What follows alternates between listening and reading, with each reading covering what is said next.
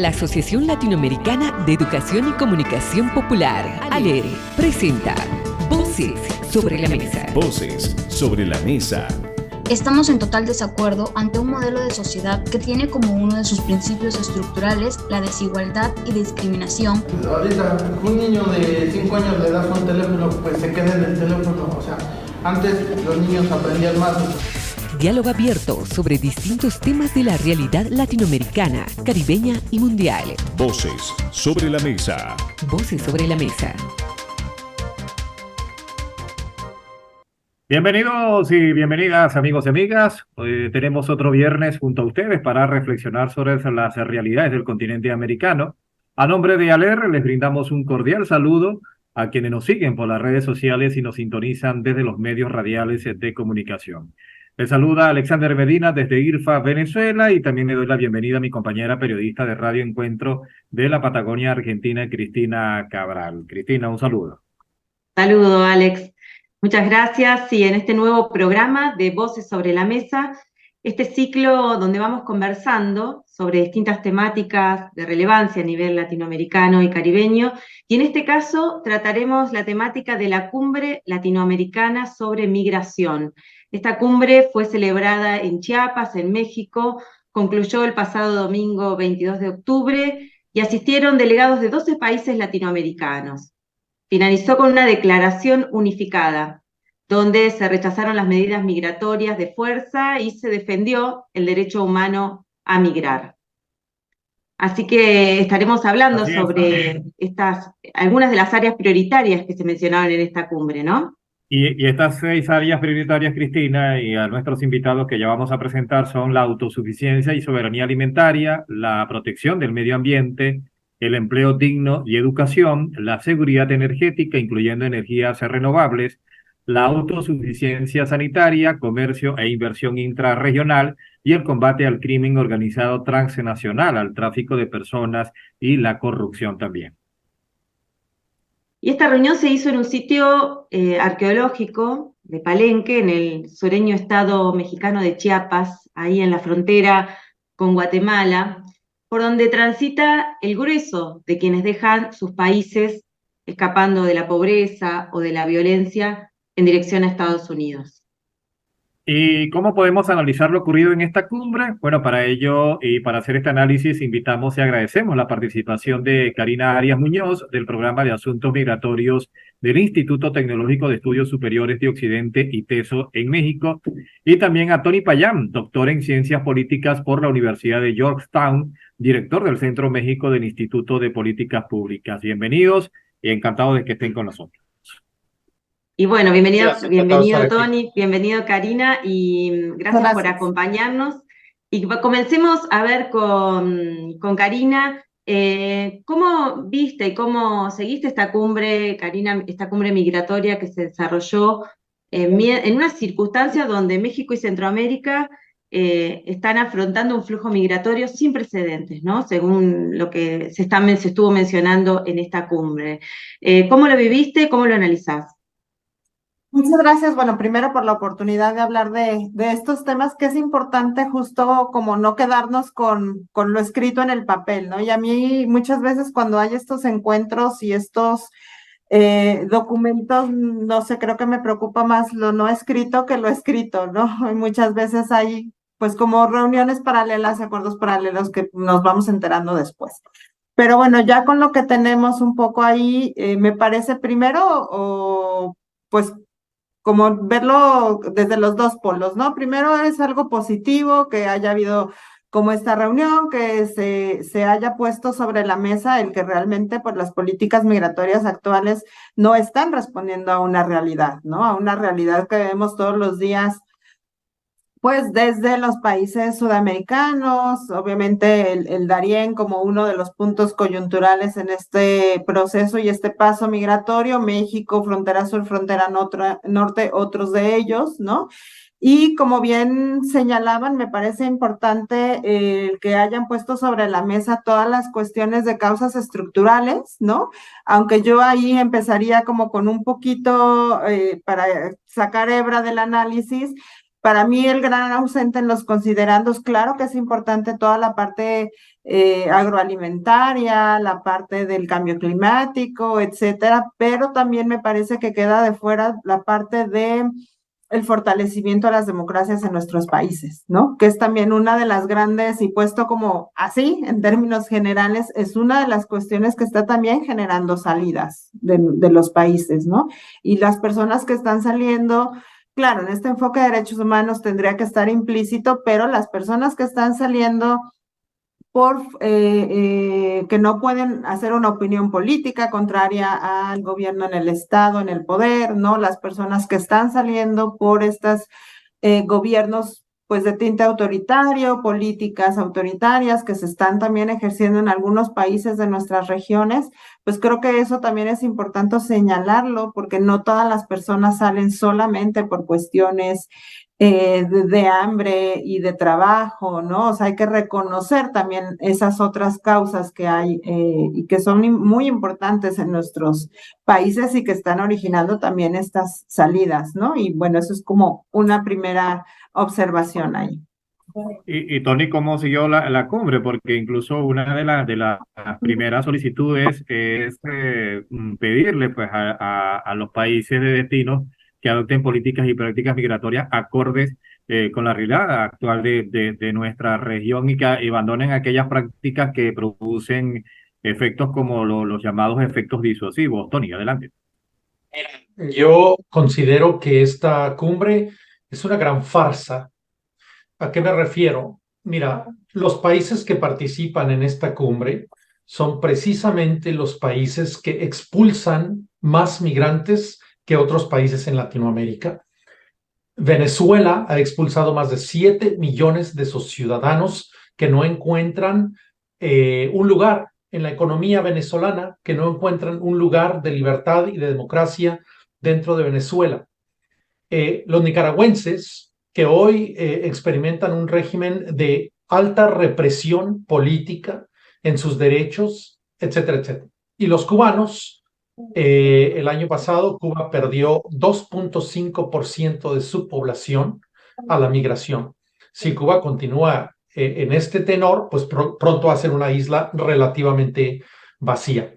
Y luego se habla de los derechos de los migrantes, pero México, el gobierno de México, conoce y sabe muy bien cuál es el papel del crimen organizado en el tráfico de personas, en la trata de personas en México, cuál es el trato que se le ha dado a los migrantes. Yo, que doy clases en la Universidad Autónoma de Ciudad Juárez, personalmente fui al sitio en donde murieron en manos del Instituto Nacional de Migración 42 migrantes, 41, 42, ya ahorita no recuerdo el nombre, porque después falleció otro migrante en el hospital. Y el trato en los centros de detención en México es infrahumano. Y por supuesto que el presidente López Obrador ha utilizado el tema migratorio como una carta política de cara a Washington, D.C. Entonces, es como una gran farsa en el sentido de que son precisamente los países que no logran retener a sus ciudadanos, los que exigen respeto del derecho migratorio de sus ciudadanos, los que exigen que Estados Unidos abra la frontera hacia los Estados Unidos. Podemos hablar de los errores y los problemas del sistema migratorio en Estados Unidos, que son muchos, y los he investigado y los he anotado en muchos lugares. Pero realmente no incluir a los países receptores como Canadá, Estados Unidos, Europa, etcétera, en esta gran cumbre, pues me parece una farsa. Es nada más estar reafirmando derechos que ni los propios líderes que se reunieron en Palenque han tratado de respetar en sus propios países, incluido México, que es un país de un tránsito importante de cientos de miles de habitantes. Entonces, para mí, esto no significa absolutamente nada más que una especie de coro de los mismos presidentes que son culpables de que muchos millones de migrantes estén hoy en tránsito y que hayan salido de sus países. Entonces, para mí, esto es una gran farsa y seguramente así va a ser recibida en Washington, D.C. Karina decía recién, aportando esto de que también había otras temáticas que son más estructurales, y que no solamente tiene que ver con la situación de estos países, sino con las crisis ambientales, con otro tipo de desplazamientos también. Se señalaron muchísimas temáticas que habría que darle seguimiento, ¿no? ¿Será posible esto, Karina? Mira, yo creo que, claro, todo el tema del medio ambiente es un tema que todavía se está explorando mucho, ¿no? No hay como todavía una certeza de que van a ser las personas, claro, la evidencia es que están saliendo las personas. Hay lugares en Centroamérica donde ya el mar se ha comido, la tierra es inservible. México también está ya teniendo lugares como Michoacán, lugares en Michoacán, que es el centro del país, donde ya hay tierras que no están sirviendo, o sea, hay mucha problemática en ese sentido. Creo que ahí nos falta mucho camino por explorar, ¿no? En realmente esa migración forzada, ¿no? Que no están siendo parte reconocida las personas como refugiadas, o sea, no se les está dando este marco de protección internacional que tendría que ver también por la cantidad de personas, ¿no? Que son y el reconocimiento al daño que se le está haciendo a los países por estos proyectos extractivistas y demás, ¿no? Y el crecimiento desmedido urbano. Entonces, se le puede dar seguimiento, aunque yo, oyendo a Tony, y reitero lo que dije al principio de la conversación, a mí me preocupa más todo lo que no se dijo, ¿no? Lo que no se está diciendo y a lo que no se le puede dar seguimiento. Y los resultados, por ejemplo, cuando se habla, ¿no? De gestión migratoria, que es un concepto que se ha acuñado desde hace ya varios años, pero lo que hemos visto es que la gestión migratoria se ha traducido en mayores controles migratorios, en sistemas cada vez más restrictivos, en policías, en militarización, en el tema migratorio, ¿no? A mí eso es como la parte de la gestión que en la práctica se va hacia allá, en la práctica no se va a la seguridad humana, a poner a la persona al centro, al diseño de políticas que favorezcan, ¿no? Entonces, a mí eso es como, o sea, el seguir hablando de esa gestión cuando la gestión en la práctica se ha convertido en eso, creo que es un tema al que hay que darle seguimiento, aunque no está claramente ahí, ¿no? Se habla, claro, de hablar con los países para que quiten estas políticas unilaterales, pero a la vez estos centros de procesamiento de Estados Unidos, en Colombia, ¿no? México, o sea, esto que ya está ahí es una realidad y que no se está hablando ahí entonces, ¿qué se va a hacer con lo que ya hay? ¿No? Solo es, bueno, esperemos a que los quiten, pues sí, mientras la gente está ahí y van a ser filtros, o sea, son filtros en realidad, ¿no? Para las personas. Las deportaciones desde Estados Unidos es otro tema del que no se está hablando, o sea, México aceptó recibir personas deportadas no mexicanas, ¿no? Y eso pues no está generando ninguna solución para las personas, salvo el que se queden varadas en las fronteras, ¿no? Entonces, eso también es algo que no está dicho y a lo que también hay que poner ahí como el dedo. Y yo hablaría justo como de este papel de México en el centro, ¿no? Como sí el gran país de tránsito, pero que cada vez es menos un país de tránsito, porque el tránsito ya no es como lo veíamos antes de 2 días y siguen su camino, 3 días y siguen su camino, o sea, la gente ya se queda en los lugares de tránsito meses, ¿no? O a veces inician procesos de regularización que no les van a llevar a nada, no está habiendo una solución real para ese tránsito que, bueno, se habla por ahí de tránsito prolongado, ¿no? De personas varadas, que realmente eso es lo que está ahorita generando y cuando se habla no, y yo diría este doble discurso mexicano de, claro, los países de destino tienen que generar, o sea, no nos estamos asumiendo como México como un país ya de destino donde también tendríamos que generar esas políticas, donde no se está hablando de esta regularización migratoria, por ejemplo, o facilidades migratorias de las que se habló en la campaña, ¿no? El propio presidente López Obrador y que se han traducido en controles migratorios, no se ha traducido en realmente esa facilitación de la que se está hablando y de la que incluso se habla en el pacto que aquí que hacen mención al diálogo de alto nivel, ¿no? Justo como esas son las cosas a las que tendríamos que estar poniendo más y yo pondría mucho énfasis en justo ¿qué vamos a hacer con la parte incluso más legal, regular, ¿no? O sea, podría ser muy fácil para un estado decir, bueno, voy a cambiar mi política, voy a dar este tipo de visas, voy a abrir este tipo de cuestiones y que no se está hablando, ¿no? O sea, siempre es como la carta de buenos deseos de cuando Estados Unidos cambie su política, entonces ya todo se va a resolver, ¿no? Y eso pues no lo vemos como muy pronto. Además, recordemos que tanto México como Estados Unidos vamos a iniciar un proceso electoral que va a poner al tema de la migración y a los migrantes nuevamente ahí en el foco, ¿no? Y desgraciadamente no en el foco más positivo de las discusiones electorales. Ahora, Tony, esta cumbre tuvo poco centimetraje, es lo que percibimos en la prensa, ¿no? En la gran prensa. Influyó mucho para este tipo de cobertura las ausencias de los presidentes de Panamá y Costa Rica, incluso naciones que tienen entre sí pues un grave conflicto migratorio fronterizo. Supuesto, me parece que son países de tránsito también. Panamá es un país de tránsito, Costa Rica es un país de tránsito que además está recibiendo muchísimos de los nicaragüenses.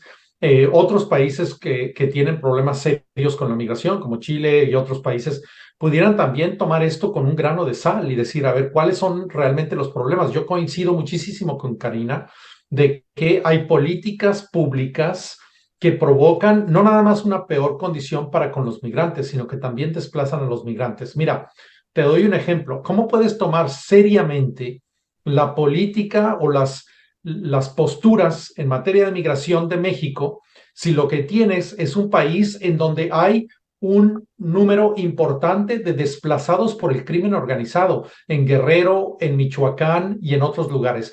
Esta gente sigue llegando a la frontera. O sea, ya encontramos también mexicanos que han sido desplazados por el crimen organizado, específicamente la Tierra Caliente. Ese es un ejemplo, pero hay otros ejemplos. Tenemos también desplazados en el estado de Chiapas. En el propio estado de Chiapas, donde se lleva a cabo esta cumbre, hay también desplazados por el crimen organizado, por los paramilitares en el estado, etcétera. Entonces, ahí hay un nivel de hipocresía. ¿Por qué? Porque el Estado no está proveyendo la seguridad ni para sus propios ciudadanos, mucho menos para los migrantes.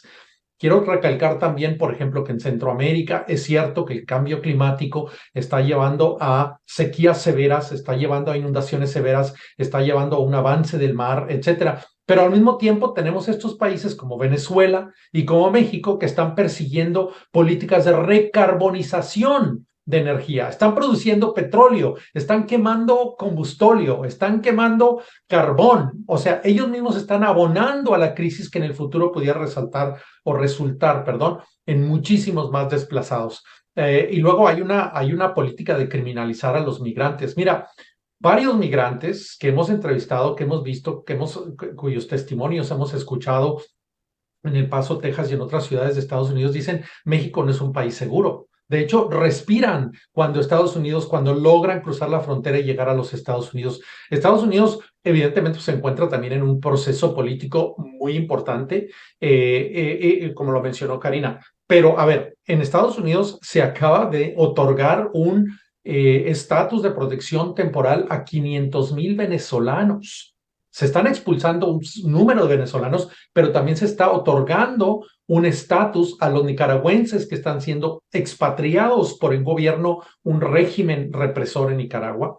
Están también otorgándose cierto estatus protegido a cubanos y está también otorgándose una cierta protección a muchos venezolanos. Entonces, pues, ¿cuántos millones tiene que recibir Estados Unidos para que estos presidentes, que son ellos mismos expulsores, que persiguen políticas de expulsión o que resultan en la expulsión de migrantes, pueden decir, ya estamos contentos porque los países receptores, Canadá, Estados Unidos, Europa, etcétera, ya abrieron sus puertas y ya están dejando pasar a los migrantes? Este es un tema en donde lo que me impacta de este tipo de cumbres, como la que vimos en Palenque, es la incapacidad de un examen de conciencia propio, de cómo ellos mismos generan las condiciones expulsoras en sus países países y no tienen la capacidad ni siquiera de pensar en cómo ellos mismos están abonando a este problema. No me sorprende entonces que países como Costa Rica y Panamá y algunos otros hayan dicho, a ver, esto es una farsa,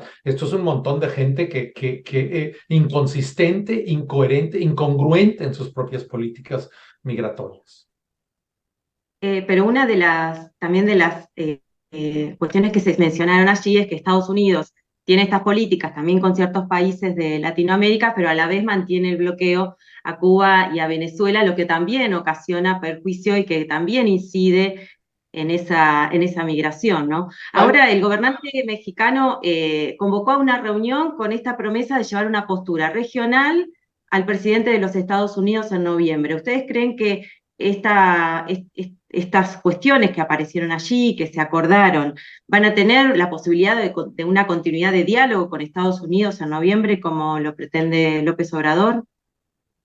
Yo quiero ser el primero en contestar tu pregunta, Cristina, porque, mira, tú hablas de un bloqueo. Yo creo que esa palabra es una palabra equivocada. Esa es la palabra de la propaganda latinoamericana de estos países que no logran de alguna manera establecer políticas para retener a sus propios ciudadanos. Cuba no está bloqueada por Estados Unidos. Hay un embargo que es muy diferente a un bloqueo. Un bloqueo, para ser muy claros, un bloqueo es cuando una nación establece un cerco alrededor de otra nación para que nada entre y nada salga. Ese no es el caso de Cuba. Eso no es lo que está pasando en Cuba. Cuba es libre, completamente libre, de comprar todas las mercancías que quiera, que necesite, en cualquier otro país, menos ciertas mercancías en Estados Unidos. Es Estados Unidos el que le dice, te estoy embargando ciertos productos de entrar a Cuba. Cómprale a México, cómprale a Venezuela, cómprale a Brasil, cómprale a España, cómprale a con quien quieras, pero a mí no me vas a poder comprar. Entonces, seamos muy claros, esto no es un bloqueo, esto es un embargo de los Estados Unidos de ciertos productos. Esto ensucia el lenguaje y la manera en que hablamos de la migración y de los problemas que tienen estos propios países. Repito, no estoy defendiendo a Estados Unidos. Estados Unidos tiene un problema y tiene un problema de migración. Recientemente, por ejemplo, yo escribí un ensayo en donde hablo de que en Estados Unidos hay varios millones de personas que son una especie de residentes de tercera. Hay una jerarquía de castas en Estados Unidos en donde los ciudadanos tenemos todos los derechos políticos, sociales, culturales, económicos. Los residentes permanentes que tienen su tarjeta verde tienen ciertos derechos, un número de derechos importantes, menos los derechos políticos, y luego toda una serie de gentes que tiene TPS, que tiene DACA, que tiene todos los refugiados que están entrando, que pueden trabajar, están llenando estos trabajos, son millones de personas empleadas en Estados Unidos, que no tienen ningunos derechos más que aquellos mínimos derechos de trabajadores. Tenemos una sociedad de castas en Estados Unidos. Eso no es permitible, eso es muy criticable, pero Cuba no está bajo un bloqueo. Bueno, podemos no, digamos, este debate igual es un debate que estuvo presente dentro de la cumbre, quizás no podemos no estar de acuerdo desde el análisis de... No, a ver, pero no se trata de un acuerdo o desacuerdo, Cristina. Y se trata también de términos... Un bloqueo tiene una definición muy clara, por favor, hay que limpiar el lenguaje. Y no es de ahora, es porque de hace cuando mucho tú hablas tiempo. de bloqueo, cuando tú compras, adoptas, utilizas el lenguaje de estos dictadores, como Díaz-Canel en Cuba, estás haciéndole el trabajo sucio de justificar lo que él no está haciendo. ¿Es un problema de Estados Unidos? Estoy de acuerdo. ¿Es un problema Cuba? Absolutamente. ¿Es un bloqueo? No lo es. Limpiemos el lenguaje. Bueno, y podemos también estar de acuerdo en los gobiernos que tienen cada uno de estos países. Claro. Y no es el tema aquí, pero creo que sí está atravesando y estuvo atravesando el debate en la cumbre de migración, y podemos no estar de acuerdo aquí entre Tony y yo, digamos, y seguramente hay mucha gente en Latinoamérica que opina de una manera y otra que opina de otra. Así que está bien que lo tomemos aquí. Pero bueno, quizás, Karina, como para cerrar también esto de qué pasa luego, ¿no? ¿Qué pasa con este diálogo que pretenden ahora en noviembre llevar a Estados Unidos? Tiene que ir más allá, ¿no? Para mí es, y ahí coincido, es una serie de declaraciones que no es la primera vez que se hacen, ¿no? Que además no plantean algo novedoso. Digamos, el presidente López Obrador ya también ha hablado de estos proyectos de Sembrando Vida y Jóvenes Construyendo el Futuro, que realmente no hemos visto que ni en México, digamos, que sean la solución, ¿no? Justo a todo el tema de violencias que hay, todo el tema de combate al narcotráfico, que el combate al narcotráfico es algo que sí están planteando aquí, por ejemplo, pero que no queda tan clara como, ok, una cosa es como adoptar estas medidas de largo plazo, porque todas están pensadas en causas estructurales, o sea, el cambio climático, la agroalimentación, etcétera, pero que en el corto y mediano plazo no, yo no estoy encontrando en esta declaración el qué vamos a hacer ahorita, ¿no? No el qué vamos a pedir. Eso está muy claro. Le van a pedir a Estados Unidos que cambie su política, que acepte más personas, que lo que sea. ¿A qué se están comprometiendo los países, no? O sea, en estos países donde ya hay pues hablamos, ¿no? De un tránsito prolongado, donde ya están las personas varadas, donde no están recibiendo una solución, donde todo se queda a expensas de a ver si el ACNUR y la OIM y Estados Unidos logran hacer algo, ¿no? Es qué compromisos reales en el corto plazo. O sea, ¿qué vamos a hacer con las 30,000 personas que están entrando a la frontera con México? ¿Qué vamos a hacer a las personas que están entrando? Bueno, y esas son las deportadas, ¿no? A las personas que están entrando por el sur. ¿Qué tipo de documentos migratorios, por ejemplo, están planteando para ese tránsito desde Centroamérica hasta Estados Unidos? O sea, a mí me hubiera gustado, y creo que ese es el gran debate, el qué compromisos reales para proteger a las personas vamos a tener. A ver, mañana no vamos a acabar ni con el crimen organizado, ni con el narcotráfico, ni con el cambio climático. Pero en lo que hacemos y damos unos pasitos para eso, ¿cómo protegemos a las personas que ya salieron? Independientemente por la razón que sea, ¿no? Pero que ya salieron, que ya están afuera, que ahorita están en el Darién, que están cruzando Costa Rica, que están en la frontera con Guatemala, que también tiene sus problemas actualmente, o que están ya en México, o que están siendo regresadas de Estados Unidos. A esas personas creo que les estamos quedando como estados a deber mucho con este tipo de cumbres. Bueno, muchísimas gracias a Karina Arias Muñoz del Programa de Asuntos Migratorios del Instituto Tecnológico de Estudios Superiores de Occidente ITESO, y a Tony Payán, doctor en Ciencias Políticas por la Universidad de Georgetown y director del Centro México del Instituto de Políticas Públicas. Llegamos al final, nos sacaron el marcador del tiempo y queremos de verdad que agradecerles también a Jorge Rojas de Aglo Bolivia y por supuesto a ti, Cristina, también con tu despedida. Nos reencontramos entonces la semana que viene con un nuevo Voces sobre la Mesa. La Asociación Latinoamericana de Educación y Comunicación Popular, ALERE, presenta Voces sobre la Mesa. Voces sobre la mesa. Estamos en total desacuerdo ante un modelo de sociedad que tiene como uno de sus principios estructurales la desigualdad y discriminación. Ahorita un niño de 5 años le das un teléfono, pues se queda en el teléfono. O sea, antes los niños aprendían más. Diálogo abierto sobre distintos temas de la realidad latinoamericana, caribeña y mundial. Voces sobre la mesa. Voces sobre la Mesa.